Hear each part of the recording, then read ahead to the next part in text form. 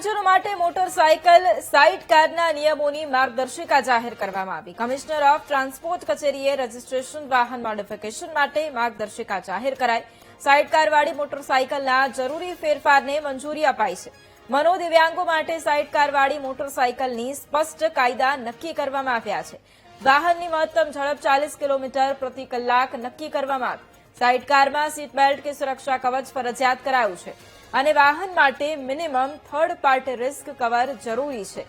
તો દિવ્યાંગજનો માટે motorcycle side કારના નિયમોની માર્ગદર્શિકા જાહેર કરવામાં આવી છે। કમિશનર ઓફ ટ્રાન્સપોર્ટ કચેરીએ રજીસ્ટ્રેશન વાહન મોડિફિકેશન માટે માર્ગદર્શિકા કચેરી દ્વારા જાહેર કરાઈ છે। સાઇડ કારવાળી મોટરસાયકલના જરૂરી ફેરફારને મંજૂરી આપવામાં આવી છે। મનોદિવ્યાંગો માટે સાઇડ કારવાળી મોટરસાયકલના સ્પષ્ટ કાયદા કચેરી દ્વારા નક્કી કરવામાં આવ્યા છે। વાહનની મહત્તમ ઝડપ 40 કિલોમીટર પ્રતિ કલાક નક્કી કરાઈ।